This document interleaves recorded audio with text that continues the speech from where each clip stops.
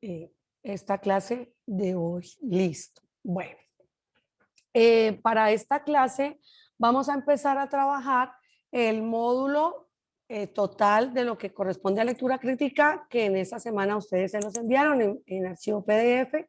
Entonces vamos a empezar a trabajar ese material. ¿Sí lo tienen? ¿Lo leyeron? ¿Lo estuvieron mirando? ¿Adelantaron alguito? Chicos, ¿sí saben de qué estoy hablando? Señora, Sí, bueno. Entonces, y de igual manera yo voy a compartir pantalla y lo vamos a trabajar. Como en todas las clases, yo les traigo un temita adicional al cuestionario y el tema de hoy es la caricatura. Y es muy bueno porque en lo que vamos a trabajar hoy, en este compilado que les mandó el Centro de Estudios Matemáticos, hay una caricatura, o sea que nos queda como anillo al dedo para trabajar el cuestionario y al mismo tiempo poder ahondar un poco más en la temática de hoy. ¿Listo? Bueno, paso a compartir pantalla y vamos a trabajar el texto 1. ¿Listo? Bueno, arrancamos desde la pregunta 1. Dice, responda preguntas de la 1 a la 3. Entonces, mire, aquí tenemos un texto que solamente tiene 2 párrafos.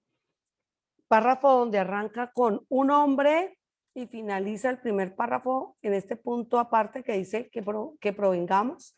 Inicia un segundo párrafo donde dice para muchos académicos y finaliza donde dice la vergüenza y el pudor. Esto parece un poco bobo, pero es necesario que ustedes entiendan dónde inicia un párrafo, dónde finaliza un párrafo, es saber identificar los párrafos y sobre todo saber leer muy bien los signos lingüísticos. Este es un texto que tiene signos de interrogación, tiene comillas, tiene y signos de puntuación, como son el punto seguido, el punto y coma, los 2 puntos, y bueno, obviamente las comas. Entonces es un texto que lo vamos a desglosar y lo vamos a trabajar muy bien para ponerlo como ejemplo de cómo ustedes deben leer. Tengan en cuenta que cuando leemos en el IFES no podemos leer en voz alta, tenemos que hacer una lectura mental. Si yo no realizo bien la lectura, no solo de las palabras, sino de todos estos signos lingüísticos que les estoy diciendo, pues voy a tener que leer el texto 2 veces, 3 veces, 4 veces, incluso hay textos tan pesados, pero en sí no es que el texto sea pesado, sino que hay textos tan difíciles de leer que tú no sabes leerlos. Entonces, que una pregunta y te toca leer el texto, otra pregunta y te toca volver a leer el texto, otra pregunta y te toca volver a leer el texto. Hay estudiantes que no lo hacen, hay estudiantes que leen el texto una vez, no lo entienden y sin embargo responden 2, 3 o 4 preguntas de ese texto que no han entendido. Es por eso que es tan bajo, hay veces las puntuaciones en comprensión lectora o bueno, en este caso en lectura crítica. Entonces no es, miren, no es lo que ustedes saben o no saben. En el IFES les dan en el enunciado y simplemente la competencia evaluativa es, ¿usted sabe leer? ¿Sabe inferir? ¿Sabe interpretar?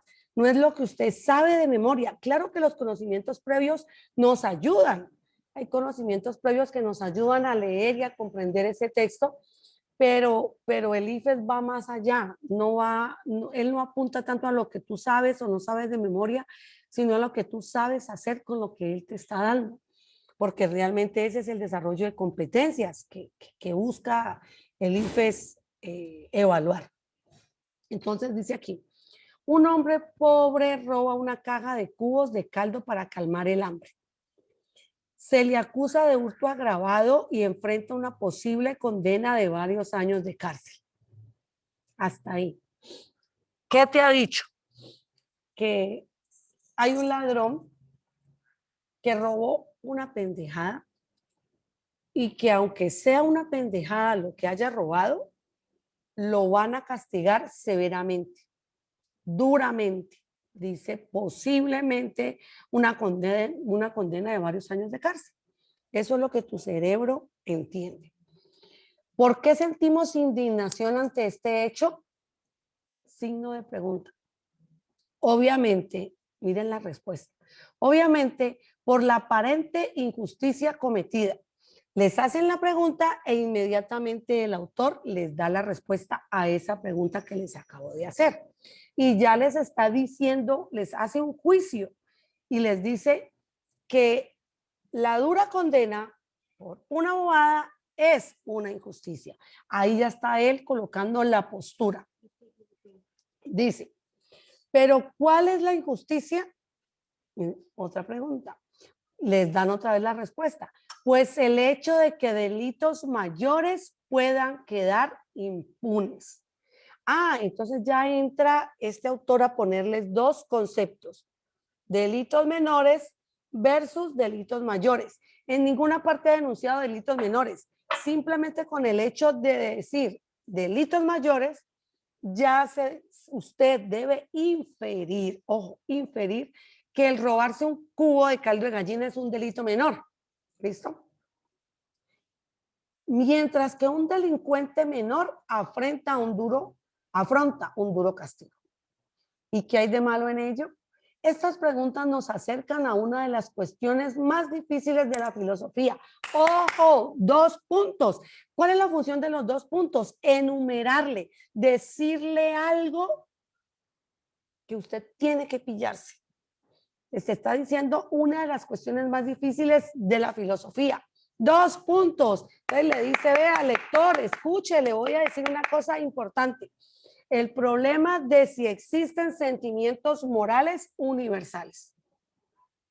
El problema de si existen sentimientos morales universales. Punto y coma.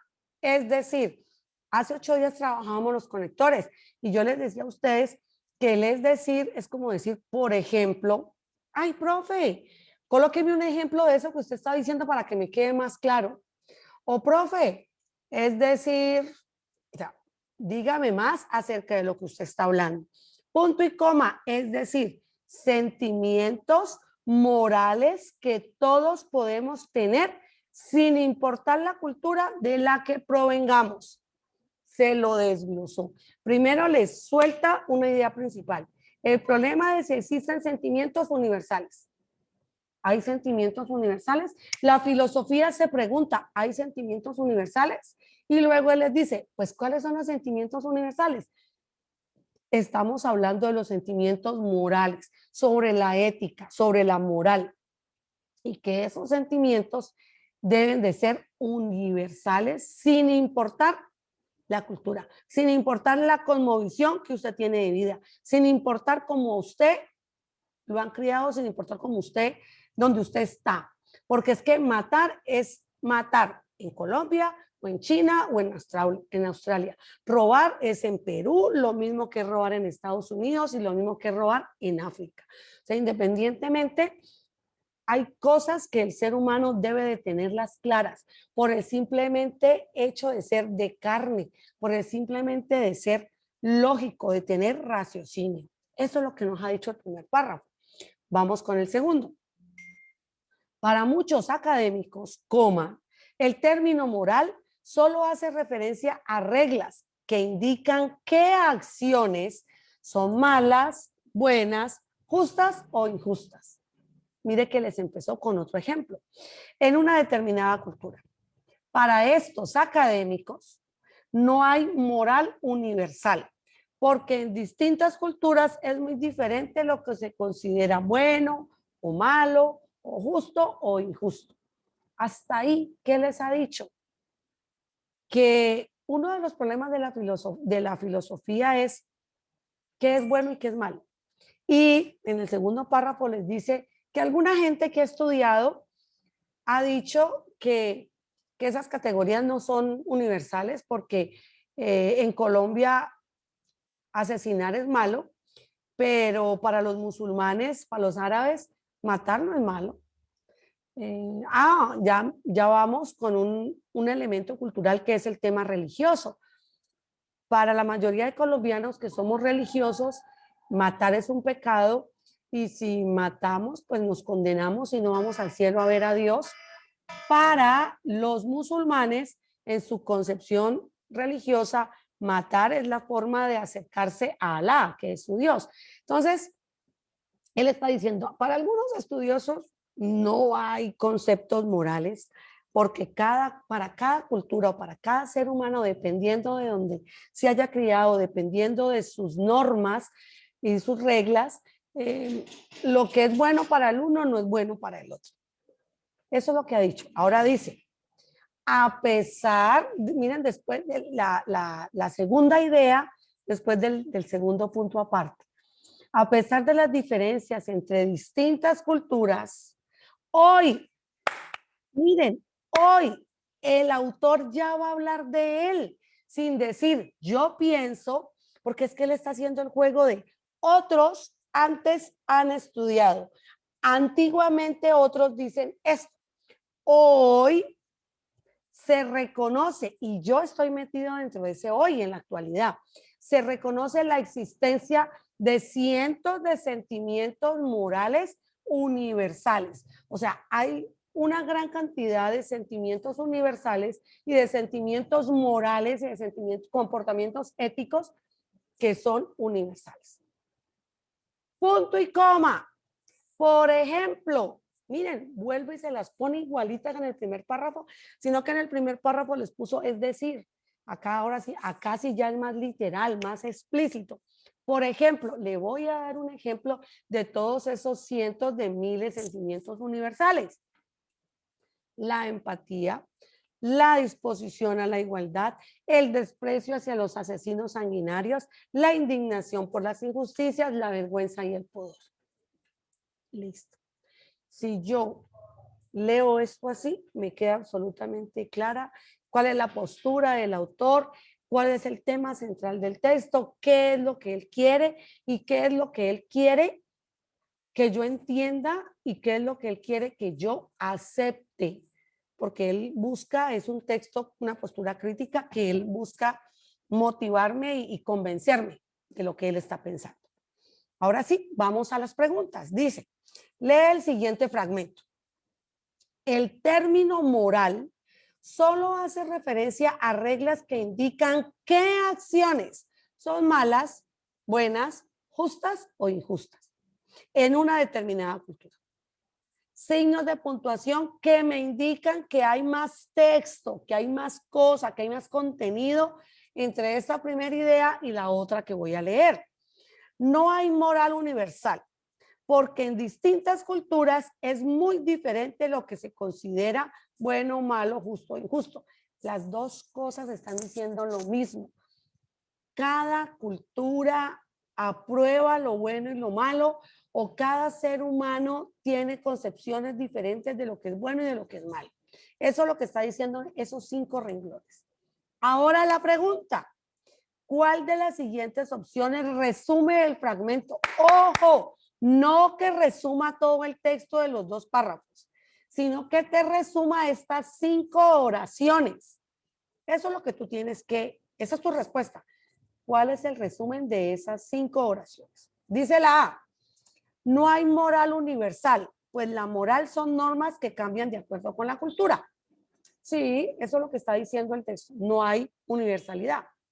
B, la moral es universal. Miren, ahí me está diciendo lo contrario, o sea que no me va a resumir el cuento.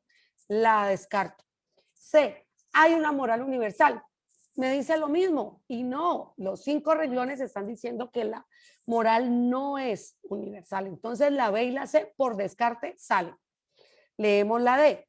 Moral es una palabra que significa las normas que nos dicen lo que es bueno, malo, justo o injusto. Sí, eso sí lo dice el texto, eso sí lo está diciendo esos 5 renglones, pero hay un pero. La D me habla solo de la moral, solo de las actitudes, de las acciones, de las buenas o malas, justas o injustas. Me está dejando una parte del enunciado por fuera, que es el elemento cultural. Los renglones están diciendo que de acuerdo a tu cultura, de acuerdo a tu concepción, a tu cosmovisión de vida, lo que para ti es bueno, para mí puede ser malo, porque es que yo soy de otro lado, nací en otra parte, me crié en otra parte, me educaron otros padres diferentes a los tuyos, entonces es diferente. O sea que la respuesta correcta es ¿cuál? La A, profe. La. La. Pero ¿están totalmente de acuerdo, convencidos conmigo? Sí, señora. ¿Sí? Sí, profe. ¿Alguien había marcado algo, le había marcado diferente, una opción diferente? ¿O no? ¿Les da pena decir? Bueno, vamos con la 2. La función que cumple el primer párrafo del texto es criticar la opinión de que no hay sentimientos morales. B, indicar la conclusión a la que llega el autor del texto. C, introducir el tema tratado a lo largo del texto. D, resumir el contenido de todo el texto. ¿Cuál marcarían ustedes? ¿O cuál marcaron? Yo marcaría la C. La C. La C. Bueno, déjenme decirles que la C es la literal. La C es la obvia. Claro, yo les digo a ustedes siempre y se los digo, en el primer párrafo, el autor debe introducir, debe anunciar o enunciar la idea de su párrafo o su tesis o lo que él busca, el objetivo de su texto. Sí, pero aquí están preguntando, no es qué dice el primer párrafo, sino la función. ¿Cuál es la función? Todas esas ideas, idea principal, esas ideas secundarias y ese ejemplo, ¿cuál es la función con respecto al segundo párrafo? ¿Cierto? ¿Cuál es la función?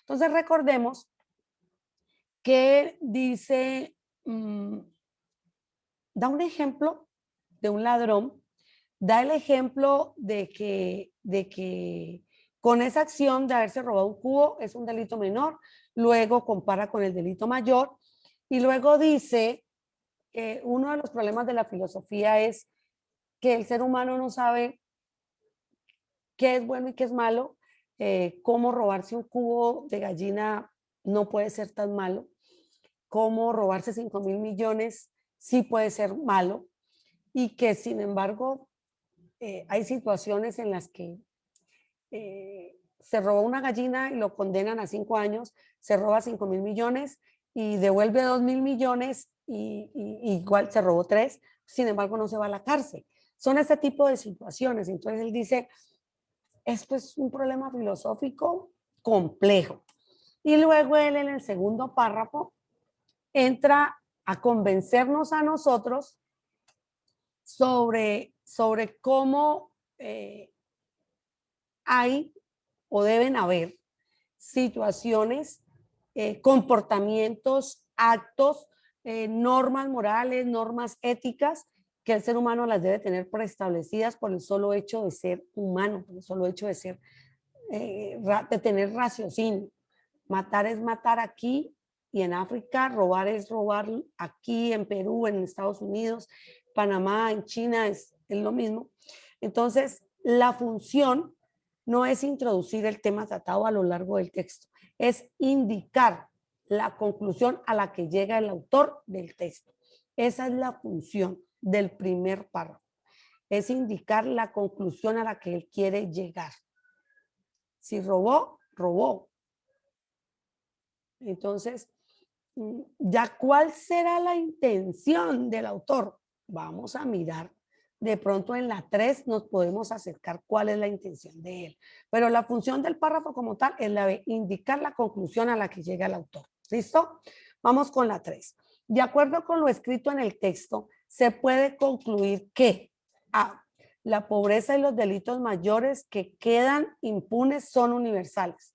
B, existen cientos de sentimientos morales universales como la empatía. C, todos los pobres que cometen delitos son castigados duramente. De sentir hambre es otro ejemplo de sentimiento moral universal. ¿Cuál marcaría? ¿O cuál marcaron?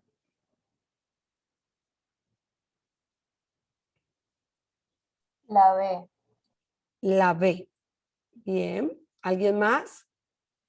Ese silencio me quiere decir, o yo puedo inferir, haciendo referencia al tema de la primera clase, que ustedes no han desarrollado el tema con anticipación. Es bueno adelantarse un poquito a los profes, porque así nos vamos midiendo si estamos bien, estamos mal. Bueno, ya una compañera se arriesgó y dijo que la B. ¿Alguien más? La E. La D. Bueno, a ver.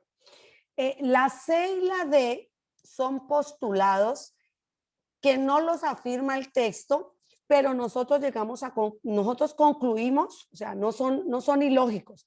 Nosotros lo concluimos a partir de la lectura. Pero no, esto aquí no es de usted qué piensa, sino a partir del texto. Por eso dice, de acuerdo con lo escrito en el texto, se puede concluir que la C, que los pobres, todos los pobres que cometen delitos son castigados duramente. No, no, señor, no todos, eso no lo ha dicho. Ahí nos pone el ejemplo de uno. De sentir hambre es otro ejemplo de sentimiento moral universal. No, señores, hambre es una necesidad fisiológica de comer, saciar una necesidad fisiológica de comer, pero no es un sentimiento moral universal. Nos queda la A y la B. La compañera dice, ¿existen cientos de sentimientos morales universales como la empatía? Sí, eso lo dice el texto literal, sí, pero es la obvia, es la literal, porque él te está diciendo que la empatía, que la vergüenza, que el pudor, que la desigualdad, que la pobreza y que los asesinos sanguinarios. Pero la A dice, de acuerdo con el texto, se puede concluir que la A te dice, la pobreza y los delitos mayores que quedan impunes son universales. Él nos está diciendo la pobreza. Miren, ¿quién es pobre? El señor que se roba un cubo de caldo de gallina. Él es pobre. El caldo de gallina, ¿qué hace? Pues ponerle saborcito de gallina al agua, ¿cierto? Él se lo robó, pero dice los delitos mayores que quedan impunes son universales. Cuando él entra a hacer esta comparación entre pobreza y delitos mayores, es como si estuviera diciendo delitos menores versus delitos mayores o pobreza versus riqueza. Miren, ¿qué le pasa a los ricos? Los ricos tienen plata y tienen poder.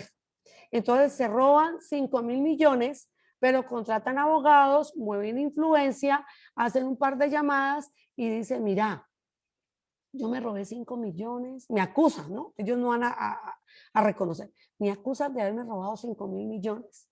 Pues devuelvo 2.000 millones, porque es que esos 3.000 millones ya no los tengo, no, yo me los gasté, o es que no los tengo porque yo no me robé esa plata, búsquenla bien, pero les puedo dar 2.000 millones.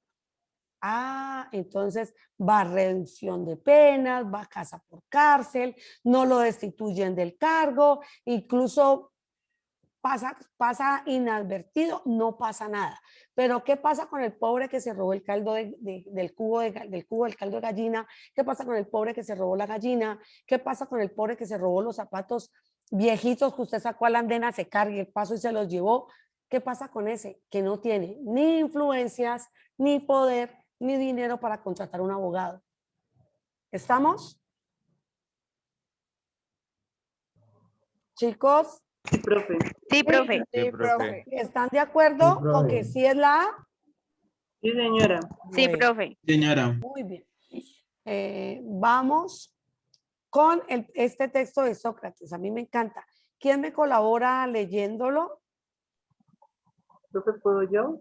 Listo. Vea, para este párrafo necesito buena entonación, muy buena lectura, porque si no, nos toca leerlo 2 y 3 veces y tiempo no hay. Estamos en el índice. ¿Listo? Bueno, hágale pues. Responde las preguntas 4 y 5 de acuerdo con la siguiente información. Sócrates. Y por mi parte, si el torpedo, estando él mismo entorpecido, es como hace que los demás se entorpezcan, me parezco a él, pero si no, no. ¿Por qué porque no es teniendo yo claridad cómo induzco a confusión a los otros, sino que es estando yo en mayor confusión que nadie como hago, que nadie como hago que lo estén los otros. Y así, ahora, acerca de la virtud, ¿qué es? Yo desde luego no lo sé. Tú, sin embargo, quizás si los sabías antes de ponerte en contacto conmigo y ahora, en cambio, parece como si no lo supieras. Aún así estoy decidido a considerar e investigar contigo qué es. Menón. ¿Y de qué manera vas a investigar, Sócrates, lo que no sabes en absoluto qué es? ¿Por qué? ¿Qué es lo que de entre cosas que no sabes vas a proponerte como tema de investigación? O aún en el caso favorable de que lo descubras, ¿cómo vas a saber qué es precisamente lo que tú no sabías? Sócrates, ya entendiendo lo que quieres decir, Menón, ¿te das cuenta del argumento polémico que nos trae a saber que no es posible para el hombre investigar ni lo que sabe ni lo que no sabe? Ni lo que sabe ni lo que no sabe, pues ni sería capaz de investigar lo que sabe, puesto que lo que sabe y ninguna necesidad tiene un hombre así de investigación, ni lo que sabe, puesto que ni siquiera sabe qué es lo que va a investigar. Muy bien. Bueno, vamos a resumir esto que parece un trabalenguas, ¿cierto? Uy, sí, resumo. Parece un trabalenguas. ¿Y qué es lo que pasa? Es que recuerden ustedes que lectura crítica es español y filosofía. Entonces es como saber leer cualquier tipo de texto, saber leer qué es, pillarse qué es lo que te están diciendo. Entonces, Sino que aquí, es que hacía pausa donde no había coma. sí, pero en algunas partes ella colocó la entonación que se necesita para llevar el hilo, para llevar la coherencia del texto. Y, Si no hacemos por ejemplo, en entonación, el por qué, digamos, lo ponía como interrogación, sabiendo que va respuesta. exactamente, ajá, muy bien. Bueno, entonces dice aquí yo necesito un conocimiento previo que yo le puedo echar mano, ¿cierto? Sacarlo de acá, de mi caja, de esta caja de herramientas, de mi disco duro, y es que ustedes, estudiantes de 11, deben de saber un lema de Sócrates que es, solo sé que nada sé. ¿Listo? O sea que Sócrates nos invita a investigar, nos invita a ser curiosos, a estar descubriendo todo el tiempo y a estar aprendiendo todo el tiempo, porque de lo único que podemos estar seguros es que no tenemos un conocimiento total del mundo. Entonces todos los días tú abres los ojos y vas a aprender cosas nuevas. Solo tengo presente que, que, que no sé todo, que no lo sé todo. ¿Listo? Entonces aquí Sócrates una vez más me dice eso. Él dice que tú sabes qué es la virtud, que él no lo sabe. Y que cuando él te pregunta a ti, ¿qué será la virtud? Aunque tú sabías o creías saber qué era la virtud, a lo mejor al conversar con él te hace dudar y tú pasarías a desconocer qué es la virtud. Sin embargo, él está dispuesto a que aprendan y a que ustedes descubran y que investiguen qué es la virtud. Menón, por el contrario, no está de acuerdo con Sócrates y Menón dice, ¿yo cómo voy a saber, mejor dicho, yo cómo voy a ser consciente de que yo no sé algo que yo no sé que no sé? Hablándolo en otros términos, es como si Menón dijera, ¿para qué los científicos? El trabajo de los científicos, ¿cuál es? Descubrir cosas que no existen, ¿cierto? El trabajo de los científicos es estar investigando, indagando, haciéndose preguntas acerca de la atmósfera, acerca del agua, acerca del aire, acerca de las enfermedades, acerca del cuerpo humano. y ponerse a investigar. Esa es la función de los científicos y gloria a Dios existen científicos, existe gente que se preocupa por nosotros. Entonces Menón dice, yo no le veo el sentido a eso. Si yo no sé que la carrera de maternidad de gallina existe, pues yo para qué me voy a preocupar por qué será eso, qué enseña la maternidad de gallinas, para qué es, si es necesario en la vida o eso de qué se trata. Si yo no sé nada de eso, pues no soy consciente, o sea, no existe aquí en mi raciocinio, ¿cierto? Y Sócrates dice, mira, ten cuidado con lo que tú estás diciendo. Eso que estás diciendo es muy delicado y me va a generar controversia y me va a generar polémica, va a causar revuelo, porque lo que usted está diciendo es que nadie se preocupe por descubrir lo que nadie ha descubierto, que no se preocupe por saber cosas que usted no sabe, porque entonces, ¿qué será de la vida de nosotros? Entonces, es prácticamente eso lo que ellos dicen. Sócrates dice, todos los días hay que aprender y solo yo siendo consciente de que yo no sé algo, pues voy a saberlo, voy a preocuparme por saberlo. Y Menón dice, usted no puede ser consciente de que usted no sabe algo que usted no sabe que existe. Como no sabe que existe, pues usted no es consciente de que no lo sabe.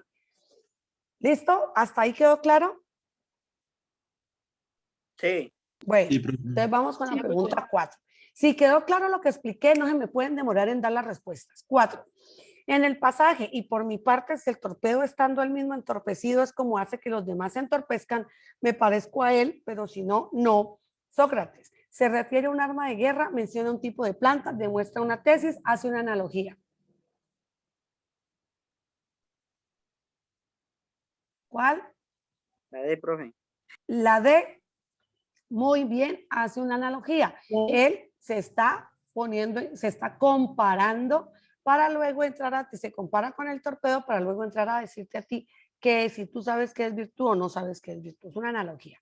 Quinto, al reformular las preguntas de Menón, Sócrates interpreta la tesis de su interlocutor en los siguientes términos. Ojo, ¿quién es el interlocutor? Pues Menón, ¿no? Está hablando del mismo Menón. A, no se puede investigar lo que se sabe ni lo que no se sabe.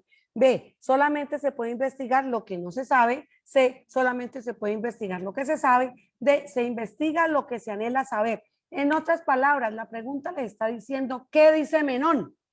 ¿Cuál de esas es la respuesta? La A.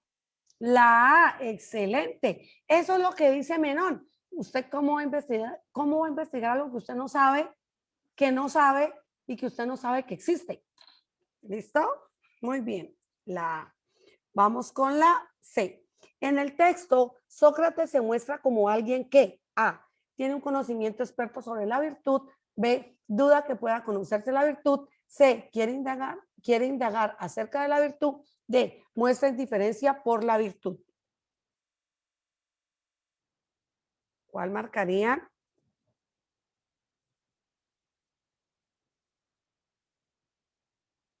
La C, profe. Muy bien. Quiere indagar acerca de la virtud. Muy bien. Vamos con la 7. La expresión argumento polémico se puede reemplazar sin alterar el sentido del texto por la expresión argumento estrafalario, argumento inobjetable, argumento inaceptable, argumento controvertible. ¿Cuál marcaría? La D. La D, controvertible. Bueno, esa es la respuesta, pero quiero entrar a explicar un poquito estas cosas. De pronto, el término argumento estrafalario no es como una palabra o una expresión que la RAE acepte, ¿no? O que la RAE diga, diccionario, argumento estrafalario, 2 puntos, enunciado que no. Pero a la palabra argumento, al sustantivo argumento, le están colocando unos adjetivos. Entonces hay que entenderlo desde ese punto de vista.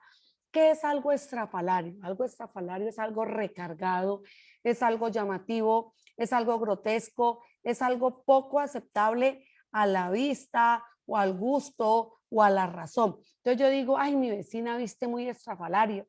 para decir mi vecina es muy ordinaria para vestir, mi vecina es muy llamativa para vestir o mi vecina viste muy feo, ¿cierto? Eso es algo estrafalario, recargado, llamativo, grotesco, algo poco aceptable.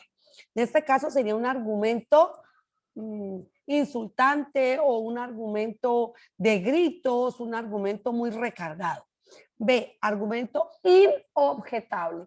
¿Qué es algo inobjetable? Algo que no tiene discusión, algo que es obvio y nadie lo puede contradecir simplemente porque la lógica ya lo tiene definido. Yo no puedo decir llueve para arriba. O sea, nunca te va a llover hacia arriba. O sea, eso es inobjetable. Argumento inaceptable, eso ya es un término que conocemos más, algo que no se puede aceptar. Y argumento controvertible, pues ese adjetivo controvertible viene de la palabra controversia, que es entrar a discusión o es algo que es polémico. ¿Listo? Entonces, en este caso, argumento polémico sería controvertible. Muy bien, la 8. ¿Quedó claro, chicos? Sí. Sí, señora. Sí, profe. Sí, señora. 8. Con la pregunta que le hace a Sócrates, Menón sugiere que es A, necesario investigar, B, deseable investigar, C, imposible investigar, D, inútil investigar. La D, profe. La C, profe. Bueno, estamos entre la C y la D indiscutiblemente. Inútil sería si solamente Menón dijera, usted, ¿para qué va a investigar lo que ya sabe? Porque él lo dice, lo que se sabe, ¿para qué se investiga? Usted ya lo sabe, ¿para qué va a investigar? Eso sería inútil, o sea, si la ropa ya está limpia, ¿usted para qué la vuelve a lavar? Es inútil, es perder el tiempo, perder jabón, perder agua, ¿cierto? Pero él dice, él no solo dice eso, él dice, ¿usted para qué va a investigar lo que ya sabe? ¿Y cómo? ¿Cómo? Cuando él dice, ¿y cómo usted va a saber que no sabe algo que usted no sabe que no sabe? Entonces, cuando dice ese cómo, es la palabra C, imposible. Imposible investigar lo que usted no sabe que no sabe. Imposible hacer algo que usted no es consciente que tiene que hacer. ¿Estamos? ¿Sí? Sí, profe. Bueno, Sí. Sí, profe. yo quiero que si hay algo que no están de acuerdo, no me den la razón, sino que entramos a la controversia y entramos a convencer si están equivocados o qué tal que sea yo la que esté equivocada. ¿Listo? Entonces, cuando hay discusión, hay aprendizaje. ¿Listo? Bien, bueno. Ahora sí llegamos al módulo, tenemos 20 minutos, del tema que yo les tenía preparado para hoy, la caricatura. Entonces, vemos aquí una caricatura y vemos este recuadro. Este recuadro se llama viñeta, viñeta con ñ y con v, viñeta. Hay caricaturas que tienen una viñeta, voy a ponerlo así, hay caricaturas que tienen un recuadro, 2 recuadros, 3 recuadros o 4 recuadros o hasta más. Es decir, tienen 2 viñetas, 3 viñetas, 4 viñetas o hasta más viñetas. En este caso, esta caricatura tiene una viñeta. Bueno, dentro de las viñetas tenemos cuadros de texto. En los cuadros de texto se escribe o el caricaturista enuncia lo que los personajes van a decir. En este caso no llamamos cuadros de texto, sino que los llamamos bocadillos. Este globito que ustedes ven aquí se llama bocadillo. Y hay varias clases de bocadillos. Los más usados son estos, como en el caso de este que tiene una forma de nube, y estas nubecitas chiquiticas, ¿ven el cursor donde yo lo estoy moviendo? ¿Sí? Sí, señora. Estas nubecitas, en otras caricaturas no usan nubecitas, sino que usan bolitas, como globitos, circulitos. Eso quiere decir que es mental, o sea que esa oración o ese enunciado que está dentro de ese bocadillo, el personaje no lo está diciendo de manera oral, sino que lo está pensando. ¿Listo? Parece absurdo, pero es necesario aclararlo porque hay gente que no tiene claro eso y el IFES le salen caricaturas. Entonces, eso, cuando el chulito sale así como un chulito para acá, eso significa que sí se está diciendo de manera oral. Hay algunas caricaturas que también utilizan onomatopeyas. ¿Qué es una onomatopeya? Una onomatopeya son sonidos, o sea, es una palabra que no tiene una escritura, pero que, y al igual que la palabra, tiene una intención comunicativa. Por ejemplo, cuando te hacen el shh, el SH, es como si te estuvieran diciendo, ¿cierto? Silencio. Imaginémonos en una biblioteca o en los hospitales, aparece la palabra silencio, en otras aparece el símbolo de los labios y así, pero imaginémonos que no apareciera eso, sino que apareciera la SH. Es una onomatopeya y te están diciendo, sino que en una pared, una plaquita con un no sé cómo diría, ¿eso qué es? Pero en una caricatura sí tiene un poco más de sentido. O el crash, o ese plop, o ese boom, ¿cierto? Entonces, y el bocadillo aparece así como una bomba, así, el boom con cositas así. Es para indicarte que hubo un estruendo, no necesariamente una bomba terrorista, sino que hubo un choque y algo explotó, o dos personas se encontraron, un grito también puede ser que la persona esté gritando y entonces ese grito es tan estruendoso que suena como si fuera una bomba o hace mover a los personajes. ¿Estamos claros? ¿Sí? Sí, profe. Sí, Bueno, profe. listo. Entonces, en este caso vemos que esta caricatura tiene una viñeta, tiene un bocadillo de pensamiento y me está mostrando una historia, una imagen muy cotidiana, un abuelo, un padre, incluso a ti mismo, viendo la televisión, ¿cierto? Esta imagen, una imagen muy cotidiana. Punto 9. En la caricatura se presenta la Tierra como. Te están diciendo que este círculo acá es la Tierra, ¿cierto? Nuestro planeta Tierra. Por eso está con mayúscula. Dice A, amenazada por una guerra nuclear. B, inmensa en una catástrofe ecológica. C, afectada por el calentamiento global. D, a punto de sufrir una gran destrucción. ¿Cuál marcarían? La D. La D, La D. profe. ¿Todos están de acuerdo? Muy bien, la D. A punto de sufrir una gran destrucción. 10. El contenido de la caricatura puede considerarse una crítica contra. Están hablando del contenido, es en general. No solamente, no me vaya usted a pensar que cuando hablan del contenido le están hablando solo de esta frase. En una caricatura todo suma, todo cuenta, todo hay que mirarlo. En la caricatura vemos cómo está la tierra, así como árida, como desértica.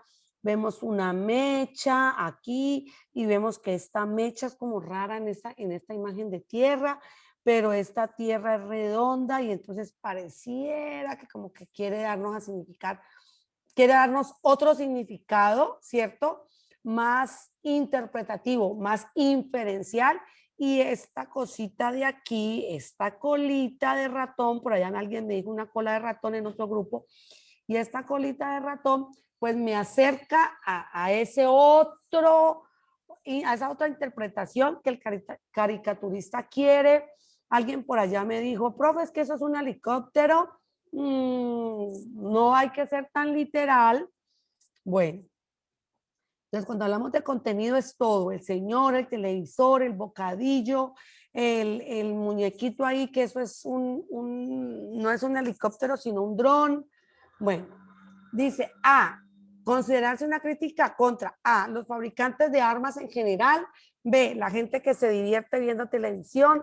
C, el capitalismo, dado sus efectos sobre el medio ambiente. D, el televidente despreocupado frente a las noticias internacionales.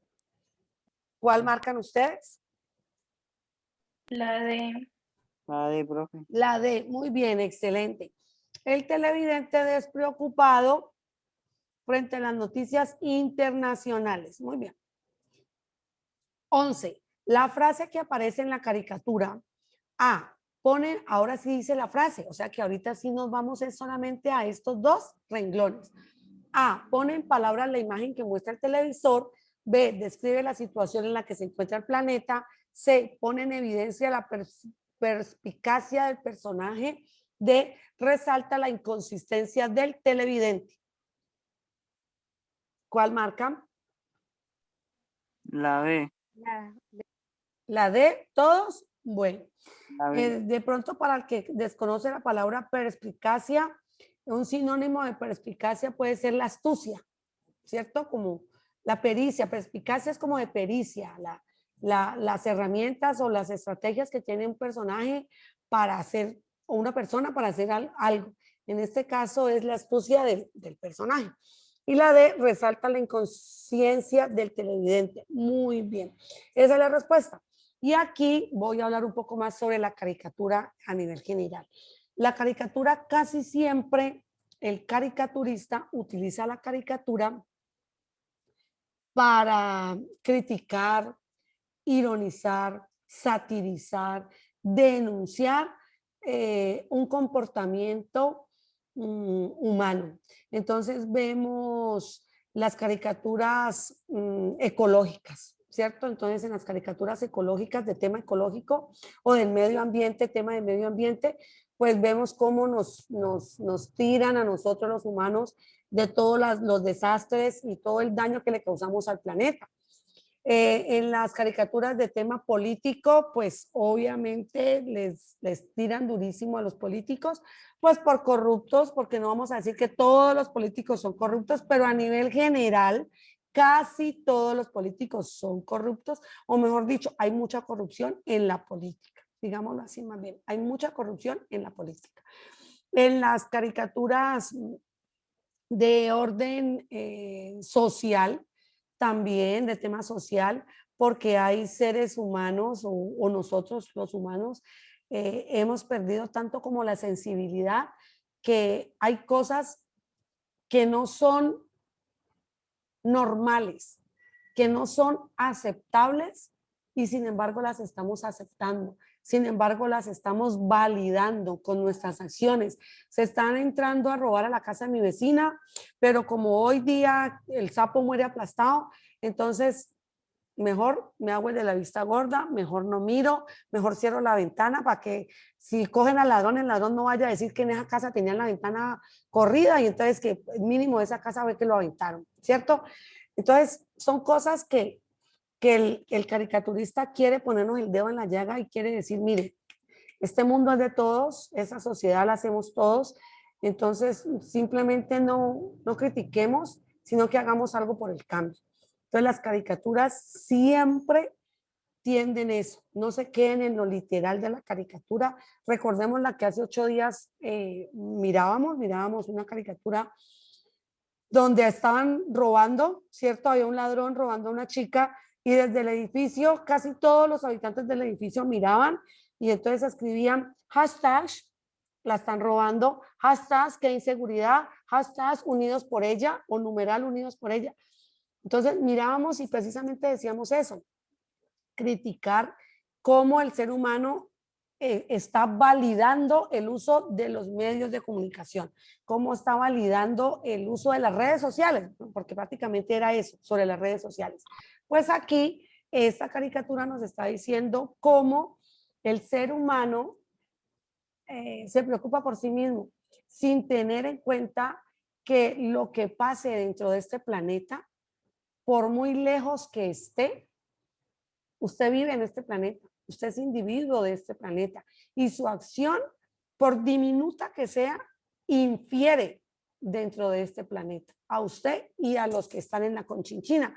Entonces, miremos aquí cómo usted y yo el año pasado estábamos aquí sentados frente al televisor viendo las noticias en enero y en febrero, sobre todo de cómo en Wuhan había salido un virus y cómo estaba saliéndose de control y cómo estaba matando gente y que no sabían cómo controlar el virus. ¿Cuántos de nosotros estábamos aquí sentados en Santander de Quilichao frente al televisor de nuestra casa y acá era Wuhan, al otro lado del mundo? Y dijimos, menos mal, estamos lejos de China. O eso les pasa por cochinos, eso les pasa por comer de todo. Pues muchachos, les cuento que es que Wuhan es parte del planeta y usted es un terrícola y usted vive en este planeta y pues el virus nos llegó y mire, aunque no somos cochinos entre comillas y aunque no comemos de todo, pues también nos llegó el virus, ¿cierto? Entonces es quiero como aprovechar este tiempito y que ustedes tengan claro, siempre que aborden una caricatura, tienen que abordarlo desde la postura de cómo descubrir qué está más allá de lo que está escrito, qué está más al fondo de lo que usted puede leer. Póngase en la postura del caricaturista y usted diga, este man a qué es que le tira, este man a quién es que está cascando, este man a quién es que le está tirando tan duro. A usted como hombre que está dañando el medio ambiente, a usted como ciudadano demócrata que elige a los políticos corruptos, a usted que es un político corrupto, a usted que se la da de ambientalista, pero tiene 10 mascotas encerradas en su casa, o a usted que se cree Santa Teresa de Jesús, pero con sus acciones hace muchas cosas. Entonces, siempre un caricaturista está buscando y la caricatura va desde ese corte. ¿Les queda claro eso? ¿Sí me hago entender? Sí, señora. Sí, profe. Señora, ¿Sí? Porque yo les puedo asegurar que en el IFES les va a salir caricatura y ojalá se acuerden de mí en ese momento y digan, bueno, la profe dijo que esto aquí había sátira, que había ironía, que había crítica. Entonces hay que saber cepillar esa crítica. 11:13, alcanzamos el tiempo, estamos muy bien de tiempo. Vamos con la siguiente. Este texto que sigue es un texto de Mauquí. No es un texto muy importante, por así decirlo. Es más bien pesadito, pero es porque tiene mucha información. No sé si ustedes ya lo leyeron y si no voy a pasar a dar solamente las respuestas como para que las comparen si ya las tienen o para que luego las tengan para compararlas. 10. El contenido de la caricatura. No, ay, perdón. Aquí. Según el texto anterior, aquí no necesita bolsillos porque. Esto es algo que hay que inferir, aquí hay una inferencia. A, llevaba todo lo necesario en sus orejas. B, tenía las orejas muy agujereadas. C, tenía las orejas grandes. D, tenía muchos aretes. Aquí, ¿alguien ya tiene la respuesta? ¿Alguien tiene la respuesta? Creo. La A, llevaba todo lo necesario en sus orejas. Muy bien, esa es la respuesta, porque tenía las orejas muy agujereadas, pues es lo literal. Allí dicen que él tenía muchos huecos en sus orejas, eso lo dice de manera literal, que tenía las orejas grandes, claro, dice que tenía tantos huecos y que ahí le cabían tantas cosas, pues que las orejas cada vez se le habían hecho más grandes y que tenía muchos aretes, pues eso lo entiendo yo, porque si le cuelgan muchas cosas de las orejas, pues en lo que cuelga las orejas se les dice aretes, ¿no? Pero en sí es porque usted infiere que no necesitaba bolsillos. Porque tenía muchos huecos en sus orejas y ahí en sus orejas colgaba de todo. Además le están diciendo que él no tenía ropa. Entonces, ¿cómo va a tener bolsillos si él andaba con una cosita diminuta, un trapito que le tapaba sus partes íntimas? Entonces, es esa. Llevaba todo lo necesario en sus orejas. La 13. De la información contenida en el texto anterior se puede inferir que Mauquí era un negrero. ¿Saben ustedes qué es la palabra negrero? No. No. Es una persona que trafica con personas afro, explota las personas afro. B, príncipe. ¿Qué es un príncipe? Yo no sabía qué era, yo puse disque negrero. No, príncipe es un hijo de un rey. Caníbal, todos sabemos que es un caníbal, pero en el texto en ninguna parte dice que pertenece pues a una cultura pero en ninguna parte, y nos describen mucho a Mauki, pudiéramos decir que como un monstruo, no, pero no un monstruo por lo raro, sino como una persona muy peculiar, con muchas cosas, como estrafalario, pero en ninguna parte nos dicen que se coma a los humanos vivos. Esos son caníbales, en ninguna parte. Isleño, pues dice que vive en una isla nativo de Melanesia, solo tenía un defecto, la falta de firmeza. No, entonces, ¿qué es lo que inferimos? Que es un príncipe, porque por allá dice hijo de un rey. Eso es lo que hay que inferir, que es príncipe. Bueno, ahora sí vamos con esta, tenemos 3 minutos. Vamos con la 14, primera meditación. Dice, con todo debo considerar aquí que soy hombre y por consiguiente que tengo costumbre de dormir y de representarme en sueños las mismas cosas y a veces cosas menos verosímiles. ¿Qué es algo verosímil? Algo menos real, menos creíble. Que esos insensatos cuando están despiertos. ¿Cuántas veces no me habrá ocurrido soñar por la noche que estaba aquí mismo vestido junto al fuego, estando en realidad desnudo y en la cama? En este momento estoy seguro de que yo miro este papel con los ojos de la vigilia. ¿Qué quiere decir que estoy mirando este papel con los ojos de la vigilia? Pues que estoy despierto. Es simplemente, estoy seguro que en este momento estoy despierto. De que esta cabeza que muevo no está dormida. De que alargo esta mano y la siento de propósito y con plena conciencia. Lo que acaece en sueños no me resulta tan claro y distinto como todo esto. O sea, una vez más está diciéndote, estoy despierto. Cuando estoy dormido, hay veces me confundo, pero no tanto como ahorita. Yo sé que ahorita estoy despierto. Pero pensándolo mejor, recuerdo haber sido engañado mientras dormía por ilusiones semejantes. Y fijándome en este pensamiento, veo de un modo tan manifiesto que no hay indicios concluyentes ni señales que basten a distinguir con claridad el sueño de la vigilia, que acabo atónito y mi estupor es tal que casi puede persuadirme de que estoy durmiendo. O sea, una vez más, él está diciendo, ¿será que estoy dormido? ¿Será que estoy despierto? ¿O será que estoy soñando que estoy despierto? ¿Será que estoy despierto? O estoy despierto soñando como si estuviera dormido. Complicado, ¿no? Esto es filosofía. Dice, teniendo en cuenta el contenido y el título del texto, se puede inferir que su subtítulo es Primera Meditación porque, miren, contenido y el subtítulo del texto, Primera Meditación. Porque A, es la primera vez que Descartes reflexiona acerca del sueño y la vigilia. B, es la reflexión más importante de Descartes sobre sus meditaciones. C, presenta las reflexiones de Descartes sobre el tema primero de la filosofía. D, Descartes presenta una primera reflexión acerca de la certeza de algunas creencias. ¿Cuál marcaron? ¿Cuál marcarían?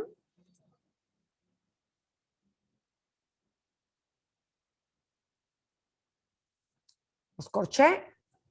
Profe, yo marcaría la D, pero no estoy muy seguro. La D, Descartes presenta una primera reflexión acerca de la certeza de algunas creencias. La B. Con ese algunas creencias te alejas mucho. B, ¿es la reflexión más importante de Descartes sobre sus meditaciones? No, ¿dónde me dejaste la palabra primera? Primera, es muy importante que diga primera. Mira que dice la A, la C y la D vuelve y retoma la palabra primera, porque si no nada más diría meditación. Dice primera meditación, o sea que la B la sacamos porque la B borra la palabra primera. A, es la primera vez que Descartes reflexiona acerca del sueño y la vigilia. C, presenta las reflexiones de Descartes sobre el tema primero de la filosofía. D, Descartes presenta una primera reflexión acerca de la certeza de algunas creencias. Saquemos la C, porque es que la C está hablando de la filosofía y no necesariamente la filosofía estudia sobre el sueño y la vigilia. Saquemos la C. Nos queda la A y la D. Descartes presenta una primera reflexión acerca de la certeza de algunas creencias, pero como ya lo dije, algunas creencias es muy general. O sea que la respuesta es la A. Es la primera vez que Descartes reflexiona acerca del sueño y la vigilia. ¿Qué es estar despierto y qué es estar dormido? Cómo muchas veces el ser humano se puede confundir y estar dormido creyendo que está despierto o cómo estar despierto y sin embargo se va a un nivel de que empieza a soñar. Y se puede confundir si el sueño es realidad o si la realidad es sueño. ¿Estamos? Sí. Sí, profe. Sí, señora. bueno, ¿qué tal la clase? ¿Qué hay que mejorar? ¿Cómo se sintieron? Profe, estuvo muy Profe, una bueno. pregunta. Dime, ¿Cuál quedó la 14? la 14 es la A, Gracias. ¿ok? Duan, ¿ibas a hablar?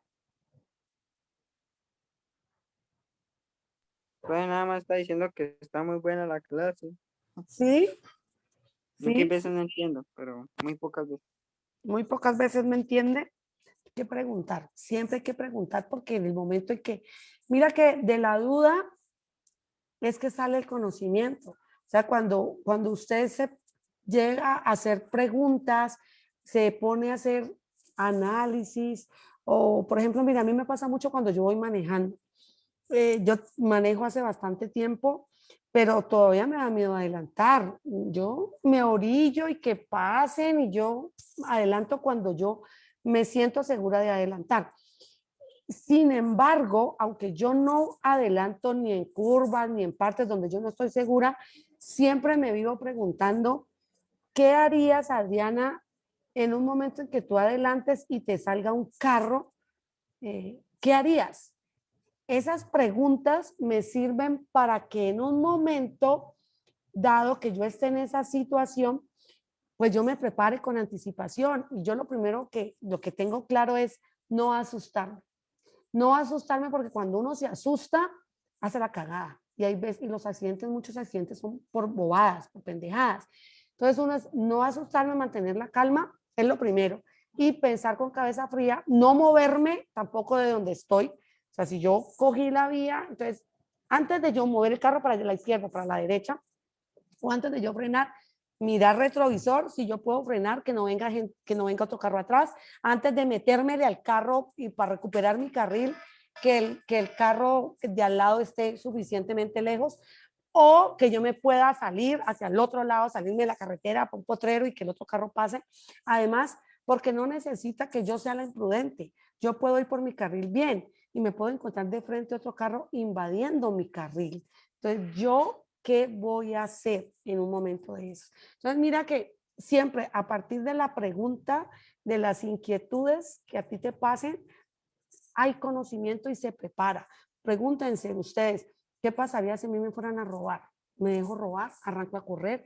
¿Grito? ¿Me dejo robar? O sea, siempre tengan eso, que se lleven, yo digo, que se lleven todo. Y resulta que me viene esa situación y arranqué a correr. Entonces uno dice, pero es que la vida, el lunes, la vida vale más que un par de zapatos, la vida vale más que un celular, pero en ese momento usted se estresa y usted arranca a correr. De simplemente el miedo, no es porque usted crea que sus zapatillas valen más o que su celular vale más, es el miedo. Entonces siempre hay que, de las dudas y de las interrogaciones de la vida, hay conocimiento. ¿Listo, Duan? Para todos, bendiciones, que estén muy bien y les deseo que este resto de mañana muy productivo. Gracias, profe. Chao. Gracias, profe. Profe. Profe, muchas gracias. Gracias, profe. Muchas gracias. Igualmente.